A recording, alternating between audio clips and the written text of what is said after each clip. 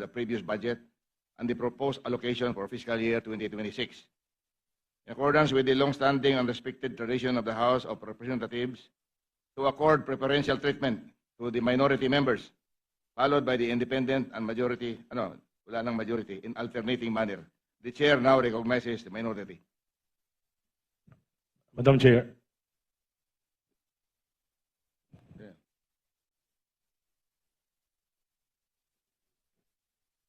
Would like to recognize the Senior Deputy Minority Leader, Egay Elisa. Madam Chair, we in the minority believe that there are no contentious issues in the budget of the Office of the Vice President, especially in the 2025 to 2026 budget of the said agency. Much that we would like to honor the tradition that we extend to the Office of the Vice President, there are two members of the minority who would like to ask questions. Kaya po, in the interest of the rights of some of our members, may I yield the floor to two members, Representative Tino and Representative Ko, to propound their questions. Yon. Oh. So, meron tradisyon ang ating meron talagang tradisyon ang ating yung pang interparliamentary whatever. Yung Office of the President and Office of the Vice President, considering that they are two of the highest office sa Pilipinas, dapat nakakuha ng courtesy from House of Representatives, which is the lower house.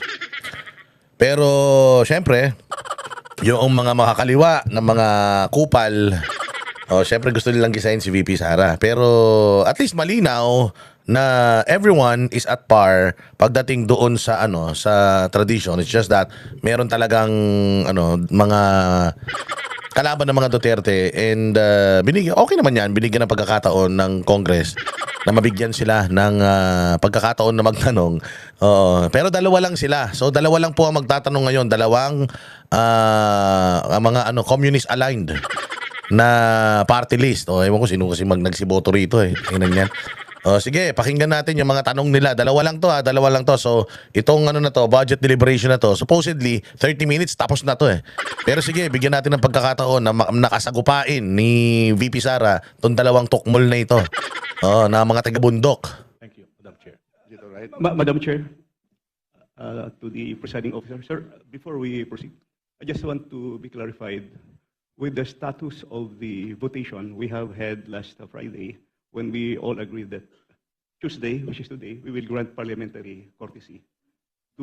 This is the long-standing traditional parliamentary courtesy granted to a co-equal branch or a higher official of the government. Let me be just clarified before we proceed. Last Friday, there was no votation, Congressman Ongab.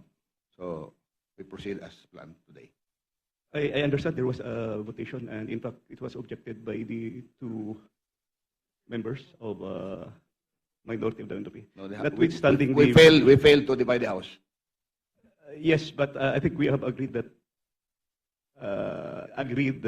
last Friday we will provide parliamentary courtesy to the Office of the Vice President. Yes, the request of the minority is just two interpellators. It is up for Madam Vice President, if she wants to answer or not. Just one more manifestation to the chairperson and to the presiding officer. Also last Friday, I reiterated that this long-standing tradition of granting parliamentary immunity has been practiced to all the former vice presidents that I have experienced in this chamber. And the tradition is granted first to the co-equal branch of the government, and it is on the part of the president or the vice president or to the co-equal branch of government who will reply that he is waiving, that he or she is waiving his parliamentary inquiry. So I think it would be proper and fitting that we would ask first the vice president if she's willing to Mr. waive. Chair, may I be recognized? I think I still have the floor. So there's a question whether or not we should afford. Yes, we have discussed last Friday to afford the second highest position of the land, parliamentary courtesy. But at the request of the minority, they just want to ask, two of the minority members just want to ask questions, and it is the prerogative of the Madam Vice President to answer or not. Is that clear? So that clarifies my question. We will Thank be you. asking the Vice President to answer or not the question. Madam Vice President, can we go ahead? Madam Chair, Yes, sir. Madam Chair. Just an inquiry. My apologies, Representative Marcoleta. Her Excellency Just was a about very- to respond to the query before we recognize An you. inquiry Let's po. please yield the floor to the Vice President as she was about to make a response to that. Your Excellency, if you would like to respond po. Yes, I waive the privilege, sir. Waive. Yes. We now recognize Tapang! Dapat ganyan. Oh, I waive my, the parliamentary courtesy. Let's get it on. Sino ba itong mga buwaka ng inan to? Sino ba itong mga putang inan to? Oh, isang bagitong abogado at saka isang nagtititcher-titcheran. Putang ina, anong lalaban yan sa akin? Tagal-tagal ko na naging executive ng probinsya ng Davao. Tinan mo gano'ng agandang Davao, wala ngang utang. Oh, tanging ina nyo. Oh, sige, buong buong stint ko as a vice president, meron akong unmodified opinion mula COA. Mga hayop kayo. Baki ko sa mga yan. Sige, pasok. Let's get. Dati nga dami-dami pang kalaban eh. Oh, si Kimbo, si Saldico, si Romualdez, si Castro, tapos kung sino-sino pang mga punyeta. Oh, hindi nyo nga napaba si Chua, si Abante, si Akop, lahat. Hindi nyo nga napabagsak. Ngayon pa, 2 tanga. Sige, pasukin yung mga tanong ng mga putang ina niyan. Minority Leader, Congressman Antonio Tenio. Maraming salamat, Mr. Chair. Magandang umaga po sa Office of the Vice President at sa Vice President. Well, unang tanong po ay kaugnay sa presentation na binigay ng Vice President. Napansin ko po roon, nasa budget na 903.4 million for 2025. Bagaman hindi pa po tapos ang taon, ang obligation rate po ay 34.3% lamang at ang disbursement rate ay 66.8%. So nasa kalagitnaan po tayo ng taon. Pero mukhang mababa po yung obligation rate. Ano po ang paliwanag dito? Yes, marami kaming procurement na tumagal. Hindi siya nasimulan by January, Madam Chair, yung procurement. So maraming mga procurement na June, July, August na nasimulan. May dahilan po ba kung bakit June, July, August na nasimulan ang mga proyekto? Madam Chair, dahil kailangan marami po mga attachments na nire-require para sa procurement and lahat po ng mga documents na yon ay hindi po siya nakukuha ng 1 o 2 araw lamang. So, middle of the year pa po na naisaayos ang requirements for bidding. Parang ganun po. Tama po ba ang intindi ko? Yes, Madam Chair. Yes, thank you. Okay. Ngayon, mabalik po tayo sa last August 8, 2024, nag-issue po ng Notice of Disallowance ang COA, Commission on Audit, sa 73.28 million na halaga ng confidential funds for 105 activities supposedly held by the Office of the Vice President. Confidential funds na naman. Nakaano na nga yan ngayon subject for impeachment. Ba't tinatanong mo pa, tanga? Hindi na dapat tinatanong yan, yung mga subject dyan sa impeachment. Let the impeachment court decide at magtanong tungkol dyan, hindi ikaw. From December 13 to December 31. Sabi ng COA ay wala raw accomplishment reports na naipakita or sinubmit ang Office of the Vice President para dito. At inuutos na ibalik ang pera ng Vice President ni Gina Acosta bilang Special Disbursing Officer at ni Julieta Villa del Rey bilang Chief Accountant. Mag-isang taon na po, ayon sa COA rules ay may 6 months po para mag-appeal. Ano na po ang status ng Notice of Disallowance na ito? Madam Chair, I suggest that the Congressman ask this during the hearing of the Commission on Audit.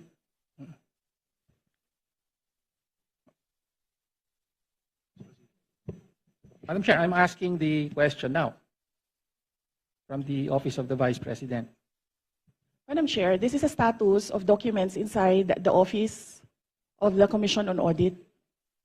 So it has to be the Commission on Audit who will answer what is happening to this notice of disallowance. Nagsubmit po ba ng appeal ang Office of the Vice President sa notice of disallowance. Kung yung Congressman Tinio, kung ang notice of disallowance was rectified by COA, wala na po yun. Pero kung yung notice of disallowance ay meron na silang final adjudication, and then merong order yon na final yung notice of disallowance. So, for your information, I will check with COA and get the records and give it to you. Thank you. Thank you, Chair. Well, next question po ay kaugnay po sa notice of disallowance. Ang sabi po kasi ng COA, December 30, yung mga 105 activities na inilunsad dun sa mga disilaw na activities ay nangyari between December 13 to December 31. And yet, sa mga nakaraang hearing ay napag-alaman po na December 20 pa po na ilabas ang SARO at Sinabi na nga na kapag kaganyang mga tanong, lalo na kung ang involved ay COA, sa COA humingi ng sagot.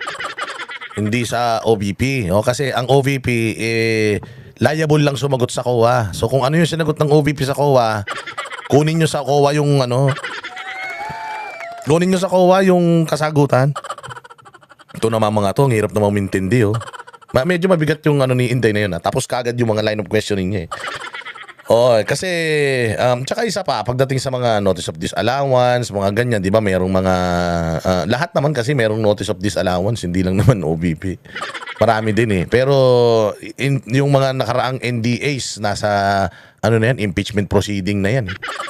O, di ba dapat doon tinatanong yun sa hearing ng impeachment, yung mga notice of disallowance, kasi syempre ipapupuntahin yung COA sa sa stand para sumagot sa mga tanong.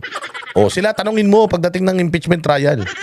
Na-withdraw yung 125 million, kaya nga sinasabing nagastos ito in 11 days from December 20 to December 31. So ang tanong lang po natin, ano po ang paliwanag doon sa nakapamahagi na kayo ng mga sinasabing reward money noong December 13 pa lamang, samantalang hindi pa po lumalabas ang pera ng confidential funds. Pwede po bang may paliwanag yon? Madam Chair, this is the subject of an impeachment trial, and I would not like to discuss the defense for the impeachment trial. Representative Chair, Pino, wala please naman pong- proceed with the next question. Madam Chair, I would just like to note na wala pong impeachment trial sa kasalukuyan, Madam Chair. In fact, it is archived in the Senate. No? Okay, so next question na po. No? Lumabas din po sa... Wala natin nyo. Patay na lahat ng tanong mo. Kasi nga, kay archive do hindi yung impeachment trial. Subject yan dun sa impeachment trial.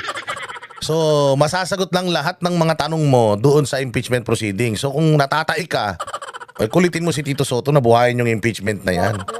Oh, wala na yung mga tanong mo, lahat konektado ron, bobo ka. Hindi ka marunong mag-research.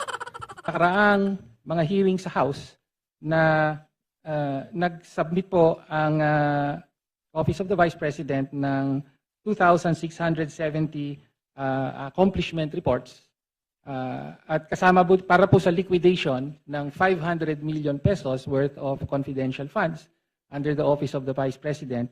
At ayon sa investigasyon ay 1,322 out of 1,992 names in the OVP ARs submitted to the PSA have no birth records. So kasama po dito yung mga pangalang Mary Grace Piatos, Fernando... Ano to? Propaganda na lang yan. Nandoon din yan sa impeachment. Ano bang kunat ng utak mo para hindi mo maintindihan na subject yan doon sa impeachment? Puros grandstanding ang pukin ng inanto. Hindi pa matulog. Pura, meron pang shell joke, no? Kindly wind up your question. Again, pwede po bang mapaliwanag ng Vice Presidente kung bakit ganon ang sinabit at bakit walang supporting documents ang mga accomplishment reports na ito? Madam Chair, again, first, if the committee would like to ask how the Commission on Audit conducts its audit, I request that all the questions be propounded during the hearing of the Commission on Audit. Second, the subject confidential funds is a matter in impeachment proceedings, which is archived, but there is a pending motion for reconsideration in the Supreme Court. I cannot discuss defense strategy. Number 3, I cannot discuss intelligence operations and cannot explain how intelligence operations are done without compromising national security. Thank you, Madam Chair. My next question.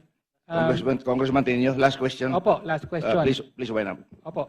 So, napabalita po no na mula July of last year hanggang sa kasalukuyan ay meron pong 13 trips ang Vice President overseas, no? So, mula po sa Germany, Japan, Hong Kong, Netherlands, Kuala Lumpur, Malaysia, Australia, South Korea, Kuwait, Paris, at several po sa Netherlands. Umaabot po sa at least 60 days po na on leave ang presidente, at marami po pero hindi lahat ay sinasabing personal leave, no? So sa mga trips po na ito, ilan po ang naging personal leave at ilan ang on official duty, at magkano po ang total na budget na ginastos ng Office of the Vice President para sa mga official leave at personal leave na nangyari? So, Madam the Chair, yes. Last question, Madam Yes, President. yes. Madam Chair, may I ask what date do you want me to start with the destinations? July 2024. No pizza daw yun. Mr. Chair, from July 2024, a personal trip to Germany, Okay. then January 2025, July 24, we'll personal trip to Japan, and so on. Yes. We'll start with July 2024. So, number 1, under the Civil Service Commission rules, there is no allotted leave for the President and Vice President. We cannot both file a leave. So, the only thing that I need when I travel overseas is a travel authority from the Office of the President. All my travels were issued travel authority by the Office of the Vice President. And this implies that all these trips were approved by the Office of the Vice President. So, from July 2024, I went to Germany. In December 2024, I went to Denmark. In January 2025, I went to Japan. In the 3rd and 4th week of January, I went back to Japan. In February of last 3rd week and last week of February, I went back to Japan. On March, I went to Hong Kong. On March, I went to the Netherlands. On May, I went to Qatar and the Netherlands. On June, I went to Vietnam, Cambodia, and Malaysia. On June, I went to Australia. On July, I went to the Netherlands and the Republic of Korea. And very recently, from August to September, I went to Kuwait, the Netherlands, France, and Belgium. And number 3, no public funds were used for all my travels. I did not charge representation. I did not charge tickets. I did not charge per dime for all my travels in the Office of the Vice President. So if you can see in the breakdown of the budget of travel for Office of the Vice President, you can see that there was a 0 amount for the Vice President. Thank you, ma'am. Madam Chair, Parliamentary inquiry. Next Chair, on- just to follow up on the question. So, una po, salamat po sa Vice I'm President sorry, for Congressman detailing. Tenyo, that was your last question. I'm sorry. Follow up na lang po yung I'm personal sorry. po ba I'm ang lahat sorry. In the at interest of time, we have to proceed. magkano po ang ginastos ng opisina at staff? Kasi totoo po, wala daw ginastos ang sorry, Vice I'm Presidente. sorry. Parliamentary Magkano ang ginastos inquiry? I'm ng sorry. staff? I'm sorry. Thank you, Madam Chair. Parliamentary Yes. inquiry. Madam Chair, I thought we're going to accord institutional courtesy to the Office of the Vice President. Bakit po natin binabanatan? Bakit natin It's tatanungin? already settled that we're just giving Mr. two Chair, questions from the minority. Okay? Mr. Chair, hindi po, 5 minutes each. wala pong Opo. binabanatan But this dito. does I not take preclude exception the other to members the- from making a Congressman manifestation. Daniel, sandali I lang. take exception to the use of the term binabanatan. Nagtatanong lang po tayo rito at lihitimo naman po ang mga tanong. Madam Chair. So maybe I ask the congressman Mr. Chair, may we to withdraw request for the a comment. suspension of Session the... suspended. I Hearing second suspended. motion. Yun. Nakikita nyo yung shift, di ba? Dito mo makikita na talagang VP Sara is starting to earn yung parang allyship, you know. Hindi yung mga nagkakaroon na siya ng mga ano rito. May mga congressman na talaga na nagtatanggol na kay VP Sara. Unlike last time nung humarap siya rito na ginugulpi-gulpi talaga siya. This time, yung mga congressman na mismo yung sumisip-sip. Diba? Sign po, ito si Erice, dilawan na congressman to. Pero sinasabi nga niya na courtesy yung ibibigay natin, kaya lang para lang matapos, walang masabi to sa media, mga putang ina, mga kaliwete na to. Sige na, pagtanungin na natin, kaya naman ni VP Sara. Kaya naman sagutin ni VP Sara. Kita mo gano'n yun nilang paso tong putang ng tinyo na to, wala alam sa buhay. Yabang-yabang mo, wala ka naman palang alam. Oo, napakasimple ng rules at hindi mo man lang nabigyan ng justice yung mga tanong mo. Walang hiya ka. Oo, so dito makikita mo talaga na palakas na ng palakas si VP Sara. Marami ng mga tao from the Congress yung bumabawi na sa kanya. Makikita mo itong mga congressman na to, di ba? Sila na mismo yung nagsasabi, wag na, tama na. Tama na yung pagtatanong mo. Kasi nga, ayaw na ng Congress ng panibagong iskandalo. Ayaw na nila, hindi na nila afford yan. Ang dami na nila iskandalo. Kahapon, nadami na naman si Saldico sa statement ni nung dating Department of Agriculture Secretary na itinagan ni Bongbong. Nilaglag na naman si Saldico. Oh, so alam niyo yung ibig ko sabihin na pabulok na ng pabulok ng pabulok yung mga dating mga tao na bumabanat kay VP Sara, lumalabas ngayon sila yung mga magnanakaw. Sila Arjo Atayde, tsaka sino-sino pa. Romualdez, si Saldico, sila yung mga lumalabas na magnanakaw sa mga nakikita natin, sa mga naririnig natin. So, ayaw na nila ng panibago pang galitin yung mga Pilipino kapag si VP Sara na corner na naman dito, kinorner na naman ng pwersahan. Sigurado, hindi lang kamatis sa labas yung ihagis sa kanila, baka mga granada na. Oo, kaya ultimong mga Congress are starting to clean up the mess na sila din ang gumawa. Oo, kasi alam naman nila na talaga si VP Sara is clean. VP Sara is not asking for more than yung kanyang mga proyekto, and this person is not corrupt. So yung mga nagsasabi na corrupt siya, itong mga putang ina mga makakaliwa na ito na wala namang mga significant na mga proyektong ginawa sa Pilipinas. So nakikita ninyo yung mga congressmen, even the appropriations committee chairwoman ay nag-iingat na din. So this is a sign that the paradigm at saka yung power nag-shift na talaga towards VP Sara.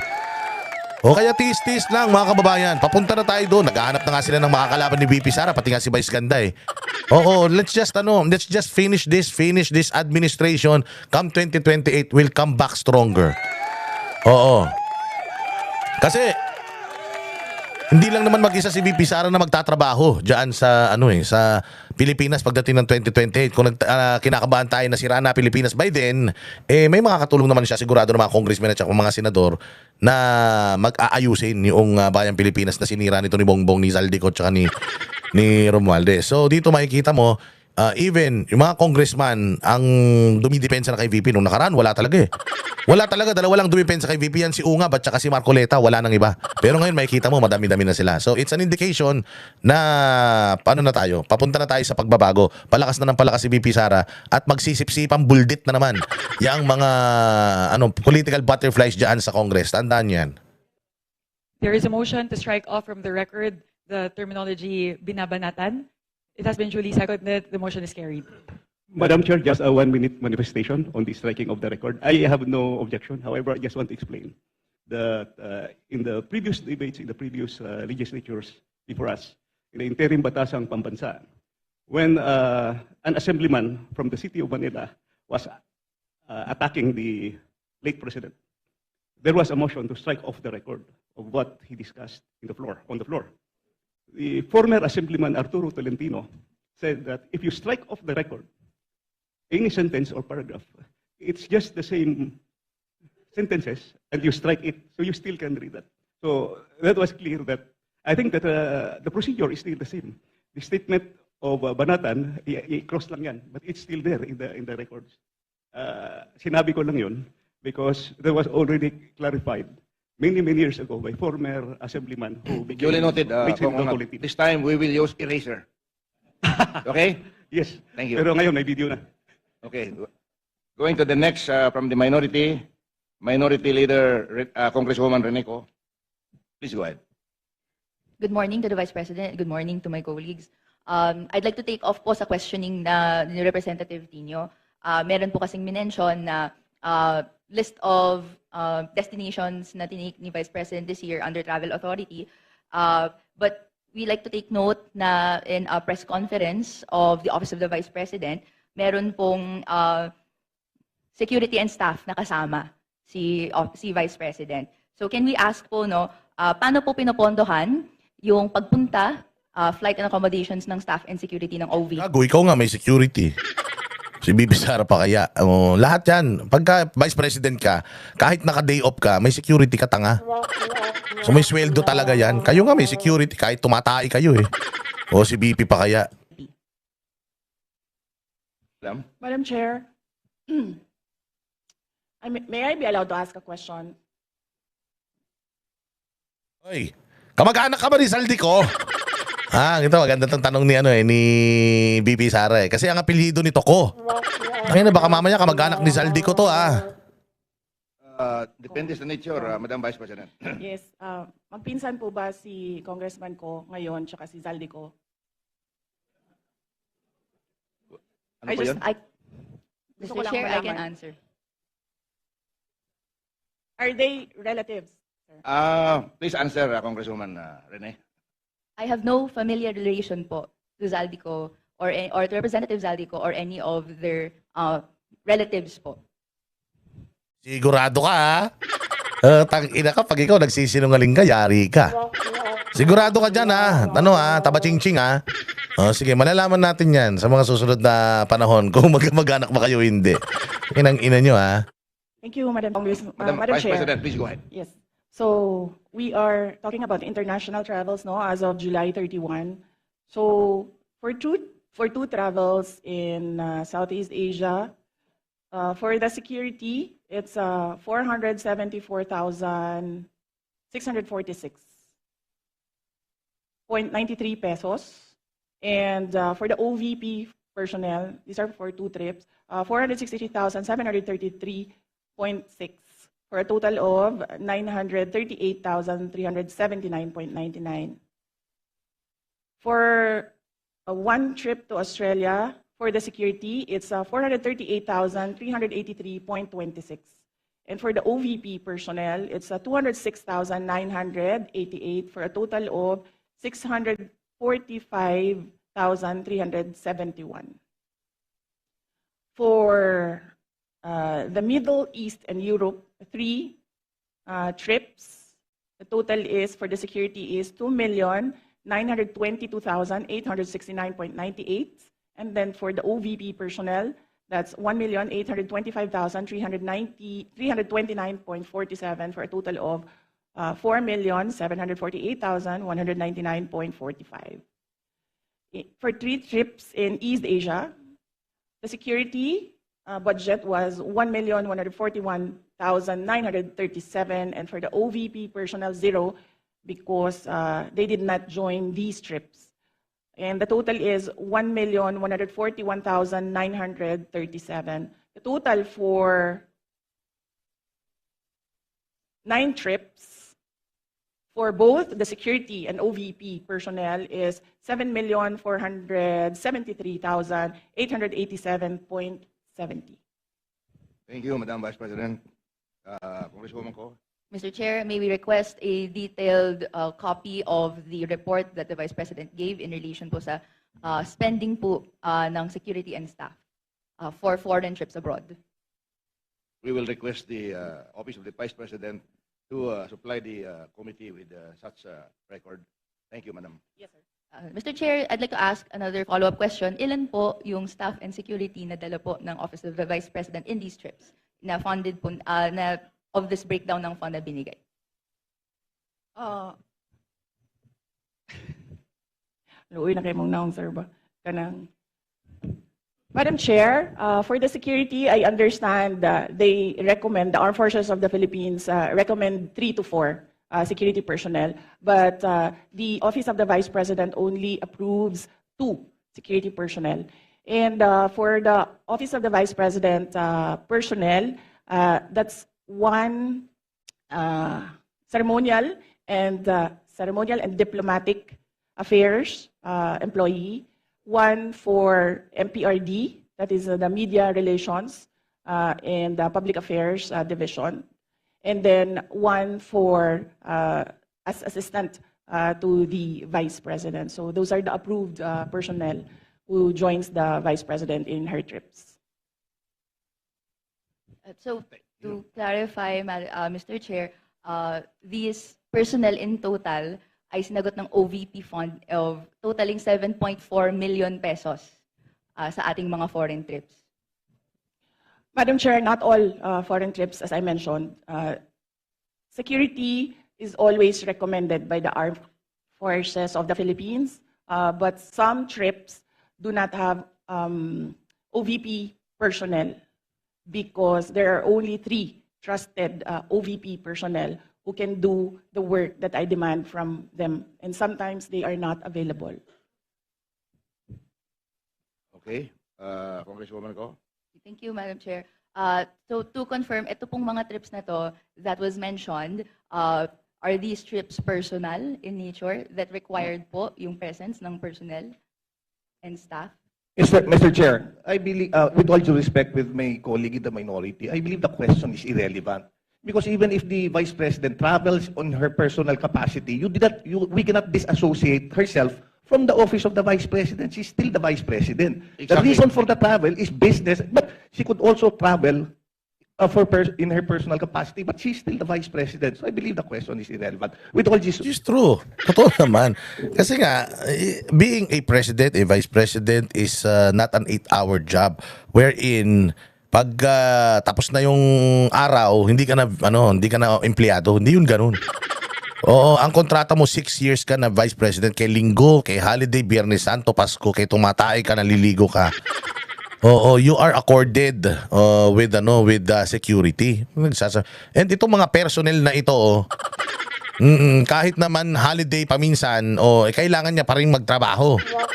Itong mga congressman na to, binigyan na kayo ng pagkakataon. Ang dami nyong mga interview, ang dami nyong mga kung ano-anong hal-hal sa media pag ini-interview kayo. Tapos pagka nandiyan na nagtatanong na kayo, puro kabubuhan mga tanong nyo. Puros mga pantanga yung mga tanong nyo. Putragis kayo. due respect with my colleague. Mr. Chair, Thank you. just to respond po, no, this is just a mere question, whether the nature of the trip is personal or business po, no, or whether it's official. This is a question that I like that could be posed, and I hope to post po to the Madam Vice President. Madam Chair, it depends. If I have activities for the Office of the Vice President abroad, the 3 OVP personnel join the trips. But if the trip is purely personal and I do not have events for the Office of the Vice President, they do not join the trips. So in the graph, in the table that I mentioned earlier, those were the trips that the 3 personnel from the Office of the Vice President joined. But in the case of security personnel, this is something that is beyond the Office of the Vice President. It is decided by the Armed Forces of the Philippines. Thank you, Madam Vice President. Okay, Congresswoman Ko, Thank you, that Mr. Chair. hope satisfies your question. Thank you. My next question is in relation po to a line of questioning and in relation to the unqualified opinion that the COA issued to the Office of the Vice President.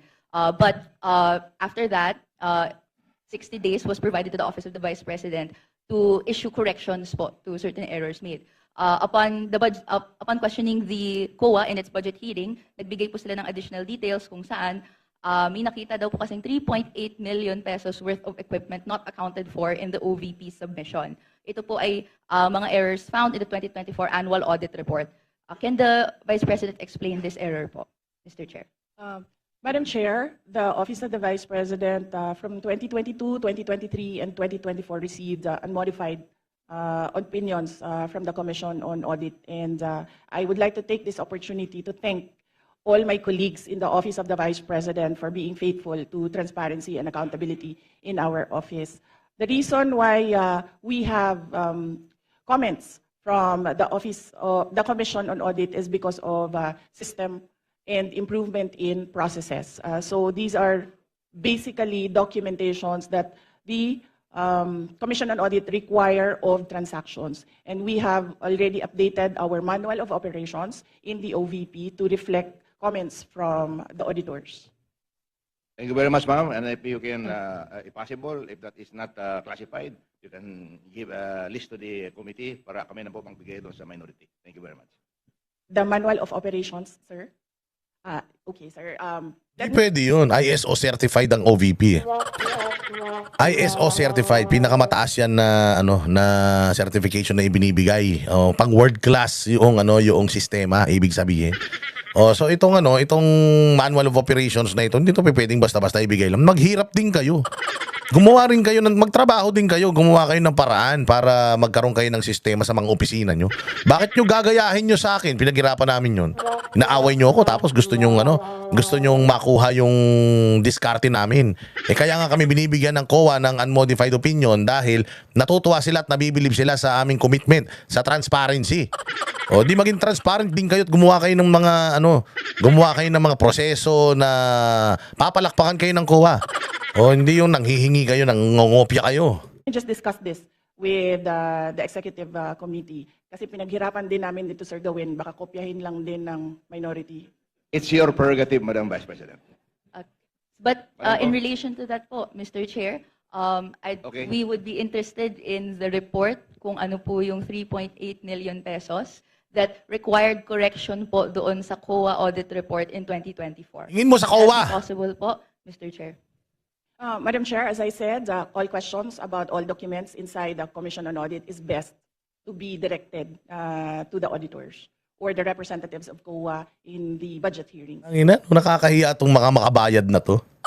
Nakakahiya kayo. Sinayang nyo na yung oras. Nagtanong-tanong pa kayo. Wala naman pala kayong kwentang mga magtanong. Lahat pala nung tanong nyo, dapat sa COA nyo dinediretso eh. Bakit sa kanya?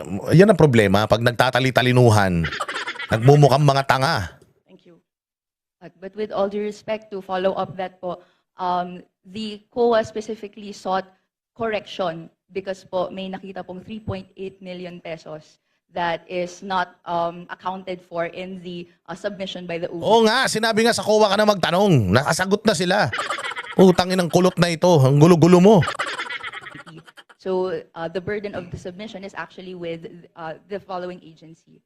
So, which is why in the exercise of legislative oversight, we would like to be enlightened kung ano po yung error na po ito. And tama po, para maiwasan in the future, a report po on what it is would be appreciated. So, ang question ko po is, would that be possible po, Mr. Chair?